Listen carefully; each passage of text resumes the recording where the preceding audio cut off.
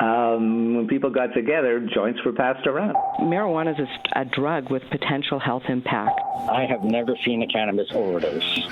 It's Reefer Madness, the podcast, with Trevor and Kirk. We're back? We're back. So, what did you think of 8,000 Kicks? He was fascinating. You know, honestly, I am not a fashion-forward guy, so, you know, stories about shoes don't usually interest me that much, but no. How can you go wrong starting with, I started a business with my grandmother. Yeah. And, so we got grandmothers, we got Portugal, we got most of Europe. Now, something, and I don't know if you know, but it just sort of jumped out at me. Do you know where the name comes from? 8,000 Kicks? I assumed it was just, but he makes knapsacks and he makes belts and socks and anyways, we should introduce this. We in 6 years of doing this podcast and me harping about hemp as a textile and me being a hemp kind of guy, I've got a wardrobe of hemp, and I've been doing this for lots of decades. Finally found a guy that's building material like knapsacks, shoes, and funky shoes, and I got a pair of Chelsea boots. I met him on Kickstarter, and I've been chatting back and forth with him with emails, but I wanted to get the boots on my feet before I had the interview. And as soon as I got these boots on my feet, it was like, oh my Lord, these are brilliant. I'm just so pleased. So yeah, Trevor, we found a guy who is building clothing out of hemp. And let's meet the founder and I'm kidding, the junior partner, the guy and his grandma who are making shoes. Yeah. Let's just go right into the interview, and we'll come out and talk about his business model. I'm very excited for him. So my name is Bernardo. I'm the CEO of 8,000 Cakes, and we make the world's first waterproof hemp shoes and boots and backpacks. And backpacks, yeah. And you're stationed in Germany? We're stationed in Portugal, and we also have an office in California. Okay. And how long have you been a business? It has been a while. We started 2019 with our first Kickstarter project. Yeah, that was a while ago, 4 years ago. I found you about a year and a half ago, and I was following you, and I was waiting to find something, and I got your Chelsea boots. I am so pleased with them. It's really good to hear.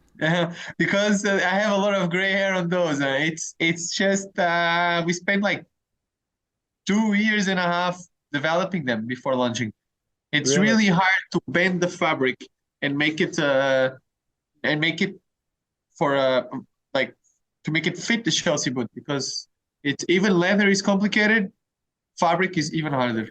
Yeah. No, I'm very impressed with them. I'll talk about those with my partner, Trevor, but I guess I want to get more into your business.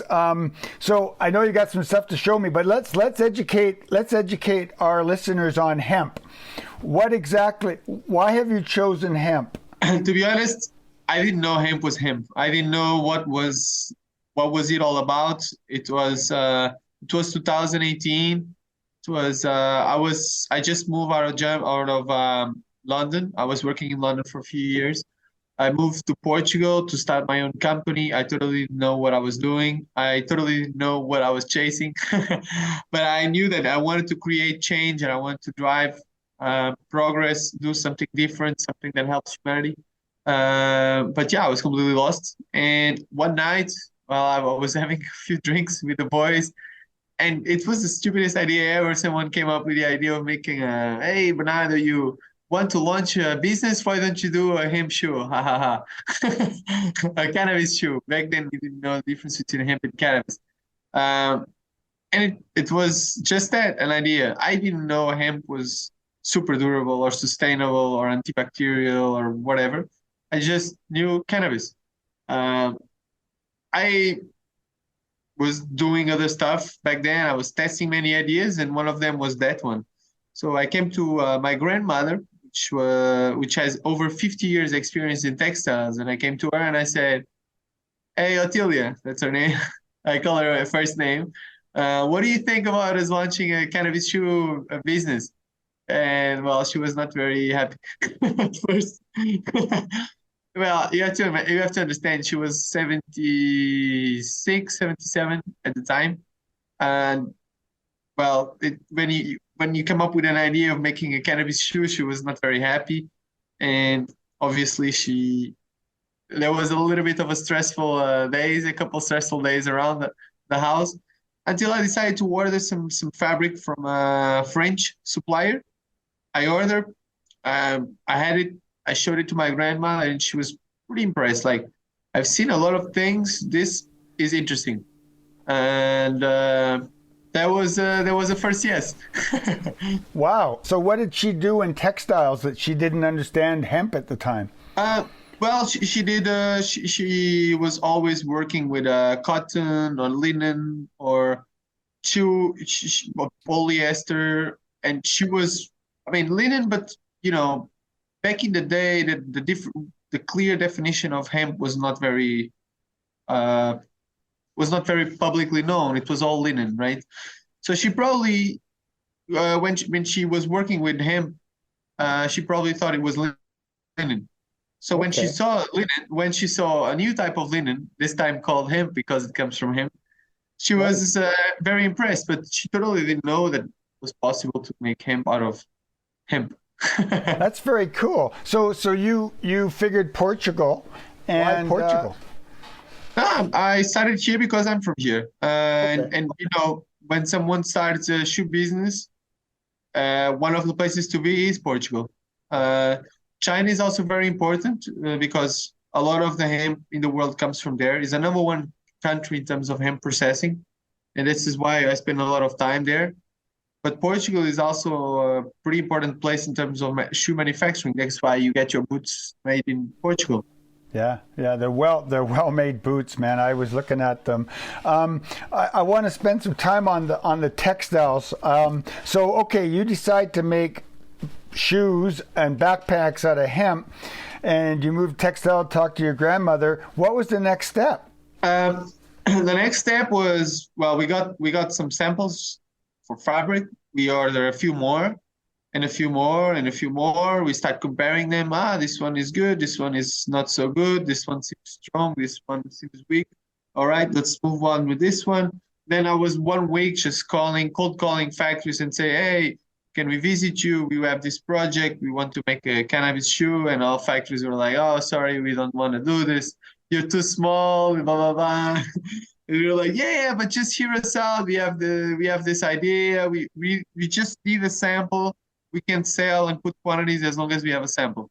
And that was it. We start going there, just visiting factories, yeah. So did you start with sneakers first, or did you start with backpacks? No, sneakers. Okay. The thing is, the original idea was with sneakers. We knew that we wanted to do sneakers, but the reason why we wanted to do sneakers is because we saw backpacks and wallets made from hemp. Okay, so it's a different market. Yeah, we thought, I mean, it's the same market. It's just a different product, right? Right. Yeah. So we were like, if people can do wallets and backpacks, why can't we do shoes? Because I haven't seen any shoes made from this. So No. I'm a little older than you. I'm probably the age of your grandmother, but no, I'm not. Okay, well, I'm not that old, but maybe closer to your parents. But I've been buying hemp clothing probably close to 40 years. Oh, really? And yeah. Well, I grew up in the west coast of Canada in Victoria. Okay. And we had, in the 70s, we had head shops and we had, pipe shops and stuff and the marijuana paraphernalia. But there'd always be, there was a store on one of the main streets called Yates Street that was a hemp store. And I can remember going in there, God, it must have been the early 80s. I'm not sure if I'd moved away yet. I'd moved away in the early 80s. But I bought a shirt. I still have it. It's a beautiful shirt. What I like about it is that I wash it, I put it in the cupboard, and it becomes almost like you could stand it up. It's so tough. And then when I wear it softens, right? But I've had that shirt for longer than I've had children, and my kids are in their 30s now. So, but I've been buying hemp. I can literally now, with your product, don myself fully in hemp except my underwear. I can have hat, shirt, pants, shoes, socks, belt, fully. We have some friends making underwear in California. I'll be looking for those, and then I'll be the hemp guy. So they're good. I have some stuff from him. It's called Awama Underwear. It's a great project, and they have great quality. I personally use them. Oh, I like your socks. The socks are nice and soft. Let's a lot of this stuff I can say when I don't have you on the schedule here, but let's talk a little bit more about getting the hemp ready. We have hemp farms in our world. I'm pretty much in the center of the continent in North America, so we have hemp fields all around us. And one of the things we know about producing hemp seed and hemp oil is you got to get the crop off the field quickly. With textiles, that's a little different. Yeah, that's correct. So in many cases, what farmers do is that they start by cutting the head where all the seeds and the oil, the seeds, right? Where you can use the seeds for seeds or just to transform into oil. That's the first step. But then in a lot of cases for hemp, you have to cut and leave it on the ground for a couple weeks so that it kind of dries up, and so that it can be processed. So they leave it, I'm missing the word. Retting. Yeah, like retting on the floor. And then after a couple weeks, I'm not sure how many. It also depends on the variety of the plant. Then they collect it and they put it on a decorticator. A decorticator is basically a machine. This is the thing. Also, let me add. This is the most challenging part. It's one of the big problems with hemp is that it needs a lot of power to separate the bark from actually the fibers. So the bast from the fiber. So they have a machine that does like this really fast and separates all this outside air part from the middle. The middle is then processed and used in like hempcretes and all sorts of materials and flooring and stuff like that. But what we use is the fiber, and that fiber, it has to be as tiny as possible, because if you have some small pieces of wood or some thicker fabric, it's going to break the fabric. And this is a process that me and my grandmother have been like developing, mostly her, not me, but I just do whatever she says. But by the fact that the fiber is thinner, it makes it stronger. It makes a big difference. The thinner it is, the stronger it is. Then we can have stronger yarn, and when we weave it, it also makes a stronger fabric. And this is a big difference. But the hemp, the variety of the plant matters, but one of the biggest things that matter is the quality of the decorticator that makes the fiber. Okay, so your company, I want to talk a little bit about the farming of it. So your company went out, you found hemp farmers. So do the hemp farmers then cut the heads off and use the seeds and oils for another business and then process the fibers for your company? So is all the hemp plant being used? To be honest, I don't know, because I have long separated from. I don't longer go that down in the supply chain. It's a lot of work. I cannot do that. Also, I don't have the technical knowledge to do it, and also my grandmother doesn't. We normally source, and we used to, but we couldn't. We were not good at it. What we became good at is from the fiber up. Right, so The moment the fiber is processed and it's ready to put into yarn, and sometimes we didn't even go that we don't even go that low. We go more like yarn up. Okay, so you're involved with actually making the fabric, the textile. You're ensuring that the fibers are appropriate for the textile that you want at the end. Exactly. Okay, so who weaves it for you? Where do you get? So do you buy it already woven, or do you how does that all work? So basically, what we do is we buy the yarn, or we sometimes don't buy the yarn. We go to the weaver, and we tell them exactly what we want. So we want this thickness, this. Sometimes you have to mix it. The socks you have are mixed with cotton, so organic cotton. So sometimes you have to mix it. So we always say we want this much, this thickness, this elasticity, this that, and then we say it has to be dyed to hit the specifications. It must be Ecotex, which is a sustainability certification. It must be this durable and stuff. So we have this all specifications, the composition. Then we have to talk with them about the thickness of the yarns, and then they put it all together. They help us. We don't. Okay.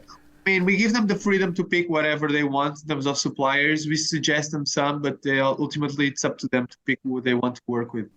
So these industries were already developed before you started your business. You found these industries and then went to them and said, this is our specifications. Or did these industries pop up because of your business? It's a mix of both. But Okay. we are still very small to be able to say that we popped them up. But we somehow did, because a lot of this new developments have been done because of us.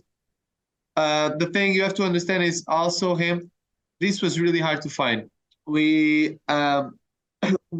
could not supply hemp in the US. We could not supply hemp in Canada. We could not supply hemp in Europe. In Europe, well, we could in Ukraine, but it's very hard, and it's the machinery sometimes is not good enough for what we need.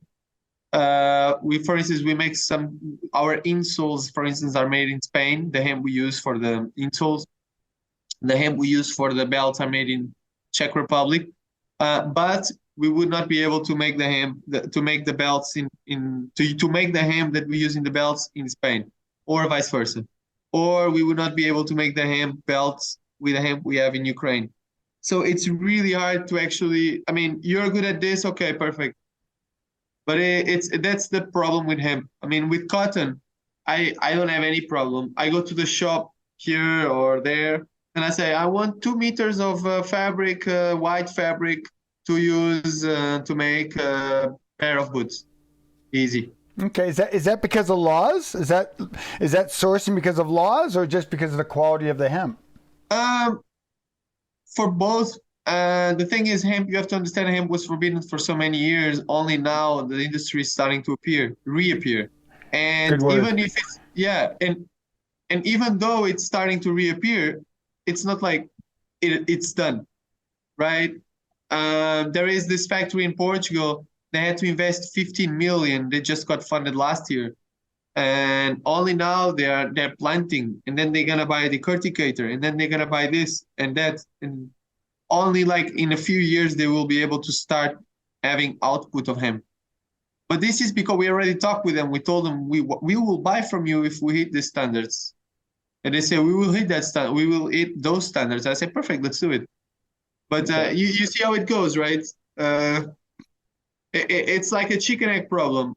I am already creating demand, but I'm not capable of sourcing an entire of supplying, not supplying, but I'm not able of feeding an entire factory out of hemp the whole year, because we're still a startup. We have good quantities, but we are not like a Patagonia or something like that. Sure. Well, you just want to basically get their attention, I'm sure. Patagonia is a good business model. The reason why I'm asking is because we have, like I said, we have a hemp industry in my region, in our region here, but it's pretty much oil and seeds. And there is one fella that's dealing with the actual fibers, but he's making, kitty litter, he's making absorbents for oils and stuff. But I'm just wondering how difficult it would be to get a textiles industry going locally. I imagine it requires a big chunk of change up front.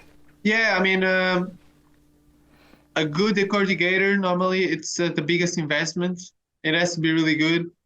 It can go up to 5-10 million. Yeah. Going back to your shoes, now you advertise them as waterproof and breathable. How is that? How do you make your boots waterproof and breathable? Yeah, so we have two things. the first thing is we start by so when we make the yarn, when we make the weaving, we weave it really hard so that the water doesn't go through. And then we apply a coating on top.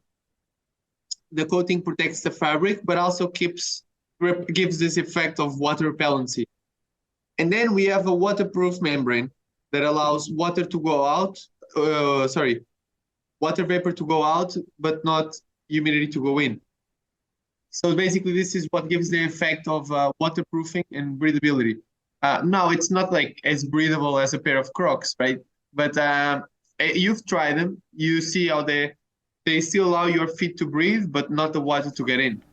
So the membrane, but you're reading your webpage. You guys are your business has a very strong corporate sense, social responsibility. So I imagine it's all vegan and good for the earth and that. So what is the membrane? Is it synthetic or is it more cloth? Is it? Yeah, we don't use animal products. That's the first thing. So we're totally against that. Basically, what we use for the membrane is a synthetic component. And it's made of the same material as vegan leather. Okay. The type of PU. Basically the same type of vegan leather, once again. So all our shoes are either natural or plant-based. And then the small parts of it are, we have to use synthetic because we couldn't find natural products doing that. Okay. The soles of the shoes. So I get the boots about a week before Christmas, and I got them, and I was about to go run an errand. So I put them on, and I put on some ice crackers. You put them on the bottom of your shoes, and you can walk on ice around here. So I put those on for my first walk. I came home, and I had to go, and I took them off, and I walked on ice again. The soles seem to grip very well. Like I walk the sidewalks of my town, which can be snowy, icy, clear, and I feel secure in them. So what's on the sole of those shoes? It's rubber, but what we did it is because the winter shoe we gave it a little bit more abrasion so that when it hits the floor it doesn't slip. It's basically we soften the rubber so that it doesn't slip when you touch the floor. Okay. Does it make sense? Oh, yeah. No, wearing them, I mean, I'll explain this to the listeners, but essentially, I put them on and they fit like a glove. Like, I seriously believe my foot goes into those boots and they fit well. I got toe movement and I'm walking and they're warm, they're secure. I put on a great big, we have an industry here, people sell alpaca socks, so they're thick socks. So I put on a pair of thick socks. They were a little tight, but those socks are super big. Yeah, they're a little tight. But again, I can't say enough about the shoes. I'll be raving about them as we introduce your episode. But more about your business.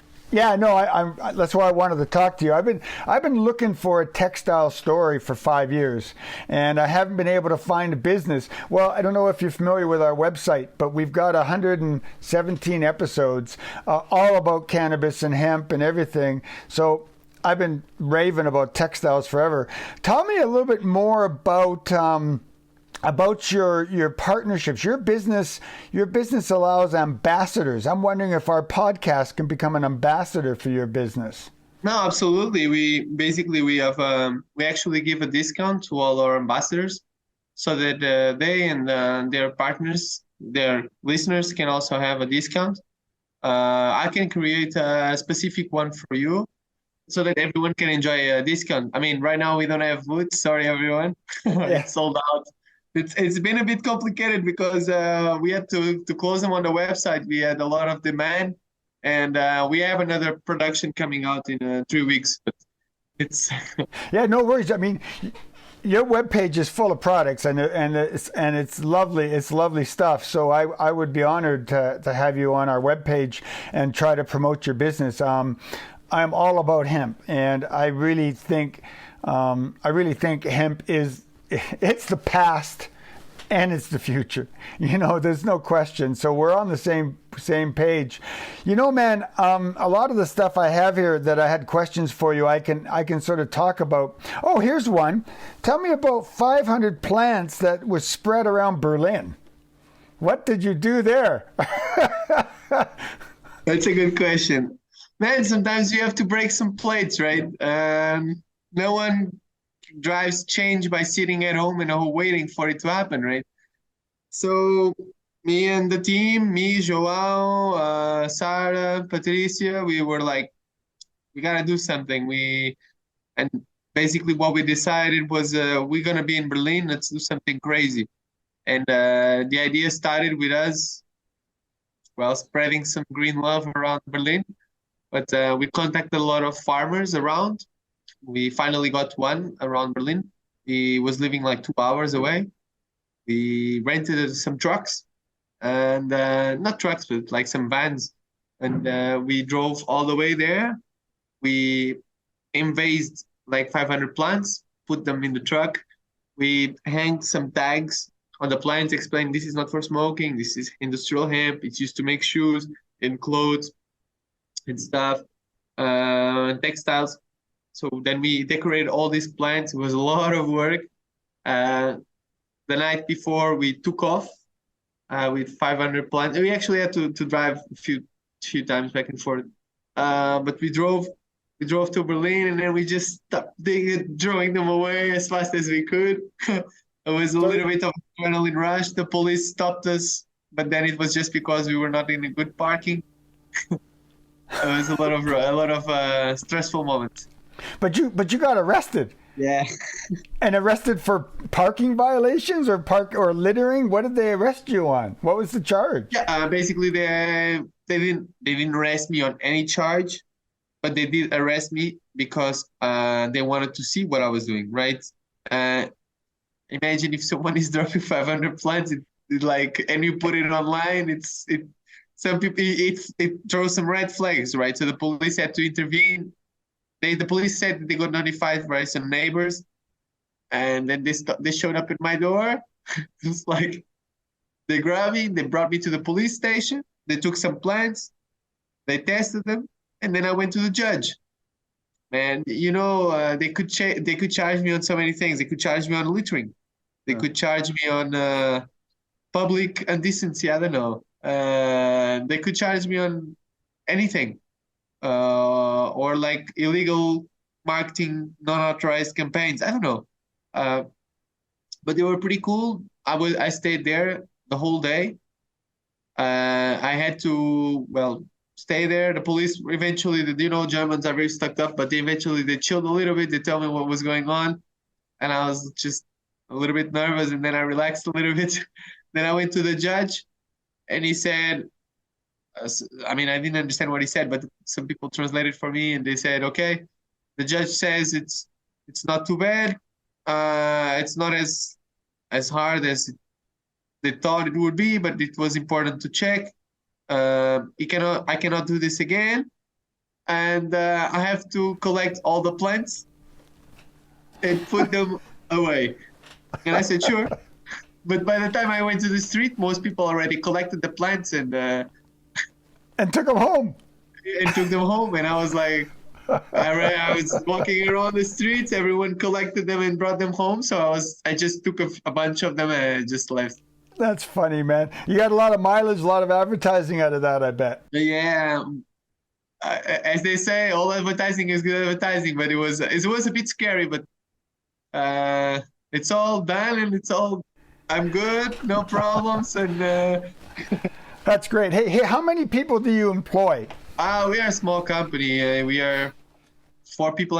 We have some person part-time, but we also have we outsource a lot. We have a designer working for us. We have a warehouse that we outsource in the US. They have all our products. That's why we normally ship fast to the US. Except for Kickstarter campaigns, those are a little bit more complicated. But basically, 4.5 people full-time, and the rest outsourced. Another like 10 people outsourced. And besides getting them online or Kickstarter, where do people buy your products from?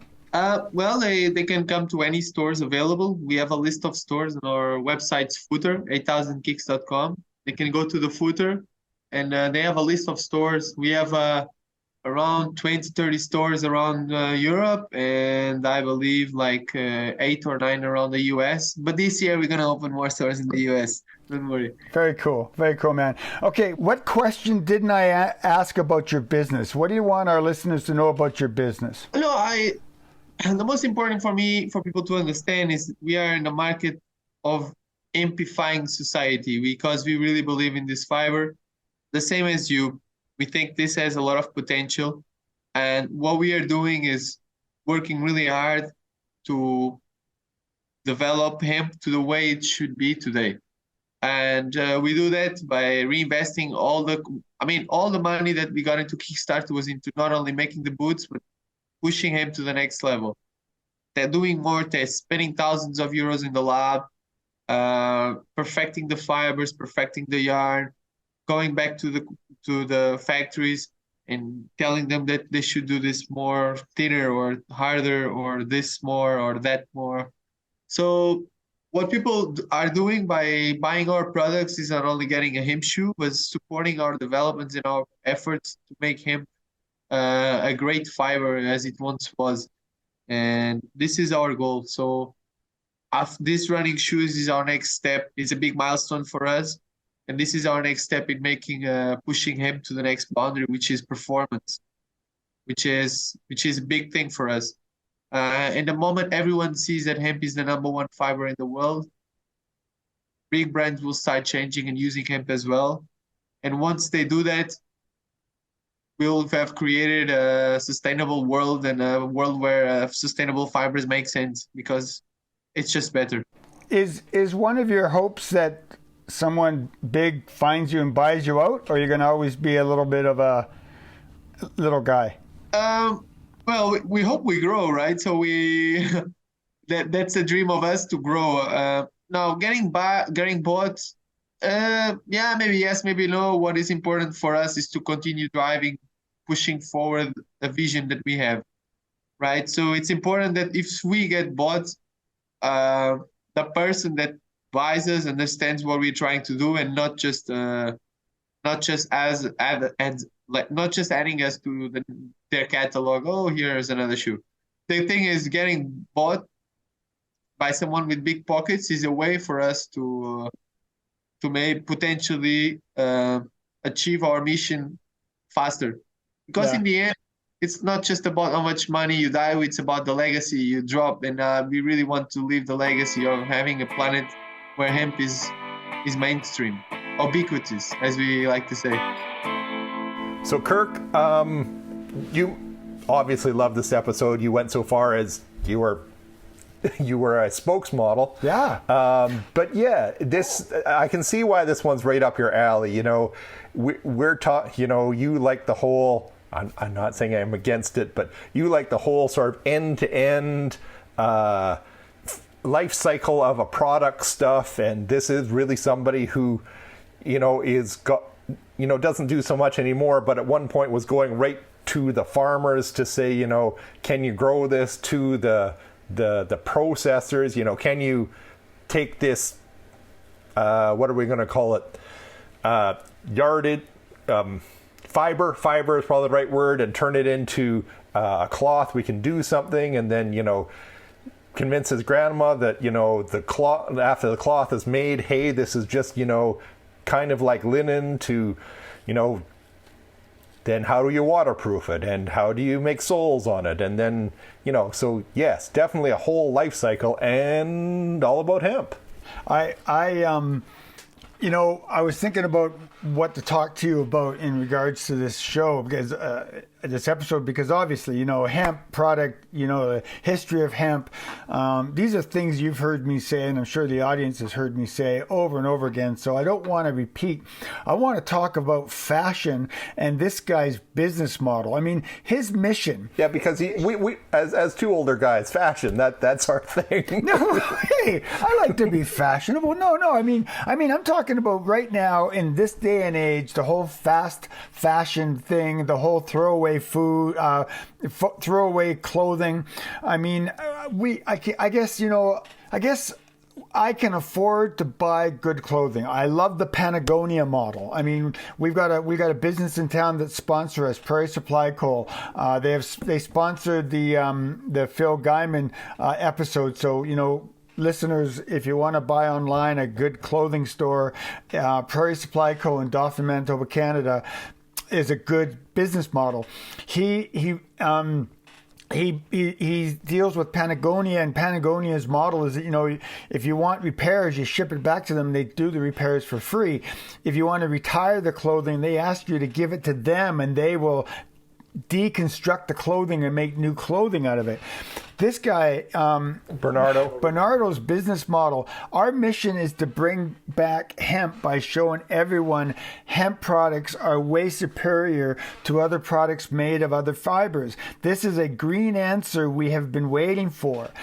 And he lives it. Like, if you go to his webpage, he explains how his business matches a green model, a carbon footprint. They got making shoes. He says here, the average emission for a pair of running shoes is 14 kilograms of CO2. We've managed to reduce it to 4.1 kilogram. So his business model is about reducing carbon footprint. His business model is to produce clothing that will last. His business model is to have ambassadors, and he gives you serious discounts. So much so that when you go on to Reefer Madness, the podcast webpage, click on a link, you'll be able to get a discount from his clothing. I like this guy's model so much. I took it to Dale at Prairie Supply Co. and I said, have a look at these boots, man. And you look at those are pretty fine boots. 100% waterproof. Really? 100% hemp.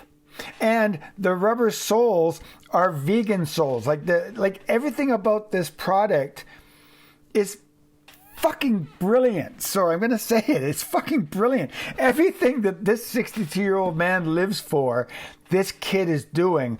I support him. And really, fast fashion. I mean, Michelle and I are now going to thrift stores, right? I'm trying not to buy new clothes anymore because it's all fast fashion. It's all clothing is going to landfills, So anyways, this guy's model, Trevor, seriously, man, next Christmas, you should be buying hemp shoes for your kids from this guy. Honestly, I was towards the end of that. I was thinking about his next model, what we'll call the more athletic shoe. Now, here, just get two things. First, before I get onto a small rant, in case someone missed it because we didn't talk about it, Kirk, what does hemp clothing have to do with the cannabis plant? Because we usually talk about cannabis stuff. Just a quick spiel on that one. I'm assuming our audience knows this. I mean, but just in case, hemp is cannabis. It is the fiber, the non medicinal, the non intoxicating form, right? Sativa is. So if you've ever seen a hemp plant, the part that we talk about smoking oil, whatever, is the little flower at the end of it, but it's got a huge long stalk that is all fiber, and it's been used since forever for making rope and a whole bunch of other things. And then cannabis. You tell this part of the story better. Basically, when cannabis became illegal, a lot of the hemp stuff went away too. Well, yeah, they assigned hemp to the cannabis as a narcotic thing. I mean, the word canvas comes from cannabis. When the old sailing ships, where the sails were made from hemp plants. I mean, if you're into Templar Knights and the Holy Grail, those guys used to own vast farms, cannabis farms, growing hemp. It was the rope of the day. I mean, I think one of our first episodes, I did a rant about DuPont and Hearst and how they basically destroyed the hemp industry. And when I lived in Alberta, and I was Captain Kirk of the Lac-La-Biche Volunteer Fire Department, and we did a tour of Alpac, a great big pulp mill in the center of Alberta there, about an hour north of Lac-La-Biche and an hour south of Athabasca. There's this huge monstrosity cutting down swaths of poplar trees and to make paper, and it's like, just grow hemp, man. Back in the 90s. Anyways. It was a great episode. You can really hear his enthusiasm. But it's not just enthusiastic with an idea. He's gone through some trials and tribulations. The product is really out there. It has really been shipped across the Atlantic to you. And, he's using hemp. He's doing it in a green way. This was a fun episode. Thanks for bringing it to us. Yeah. All right. There was another good one. I'm Trevor Schufelt. I'm the pharmacist. Oh, and I'm Kirk Nyquist. I'm the registered nurse, and we are Reefer Madness, the podcast found at reefermed.ca and all of those platforms. We're on like 35 different podcast platforms. So find us. And a bunch of the social medias. Yeah, find us, listen to us, and tell a friend, because social media is not pushing us because we're talking about marijuana. So, tell your friend about us. Talk to everybody later. Have a good day. All right, guys, that was indeed another good one. It's Renee here back in the studio with a couple of things to wrap up the episode. Before we go on with the request, I'd just like to say that we produce our shows on Treaty 2 territory and the homeland of the Métis, and we pay our respects to the First Nations and Métis ancestors of this land as we reaffirm our relationships. The request was not actually there. Bernardo didn't actually request a song, but we made an association with Portugal. So the song that Kirk chose was Portugal the Man and Feel It Still. So that's what we'll do. Okay, take care, everyone. Thanks for listening. Like the show? Let us know. We're Reefer Madness on Instagram and Facebook, at Reefer Madness on Twitter, or head over to the website at reefermed.ca to find out what we're all about and what's coming up next. To keep my hands on myself, pick out dust them off, put them back up on the shelf. Kiss my little baby girl is in need. Am I coming out of left field? Ooh, I'm a rebel just for kicks now. I've been feeling it since 1966 now. Might be over now, but I feel it still.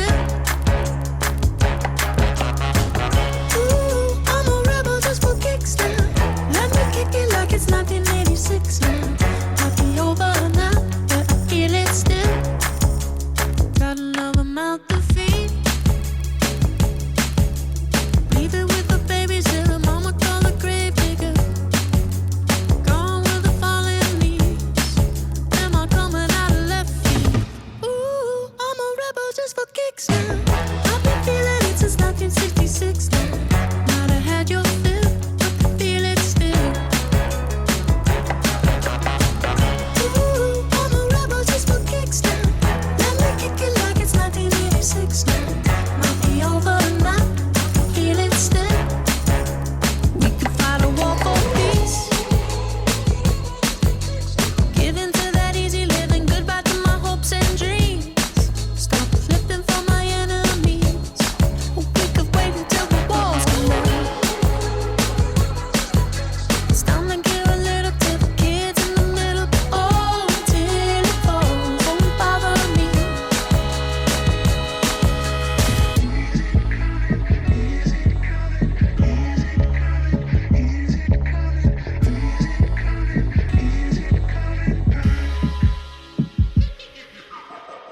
Ooh, I'm a rebel just for kicks. Yeah, your lovers and a bitch for my heart to eclipse now. Might be over now, but I feel it still. Ooh, I'm a rebel just for kicks now. I've been feeling it since 1966 now. Might be over now, but I feel it still. Ooh, I'm a rebel just for kicks now. Let me kick it like it's 1986 now. Might be over now, but I feel it still.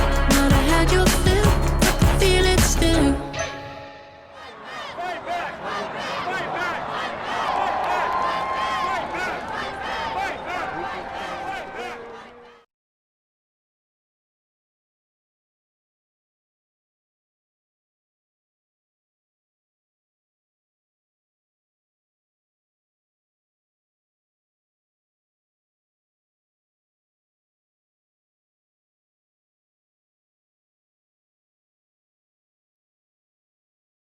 I was impressed with the description, especially, again, not that intended because it's in Portugal. I'm not saying they never get winter, but especially your report back on how good they are on ice. Oh, buddy, I got them, and I went for a walk, and I put grips on them, and I came home and had to go do something else, and I didn't bother with the grips. These boots fit me like a glove. It's a solid canvas covering. It's a soft rubber. These boots are my go-to winter boots in the sense of casual wear, right? When I'm going out this winter, casual stuff, I'm wearing these boots, and they're warm, they're nice, they're dry, they breathe. I really, truly am an ambassador of this business, and I'm hoping Dale sees the value of it, because Dale, I went to see Dale, and I was sitting down, and we were looking through some of his sale items, and because Dale started to sell reclaimed clothing, right? So this was a thrifting Christmas for us, and Michelle was flipping through some of the reclaimed clothing he has, and Dale looked at the boots and goes, "Those are some pretty fine looking boots you got there, Kirk." And I said, "Dale, let me tell you about these boots." Poor Dale, getting Kirk with something he's excited about.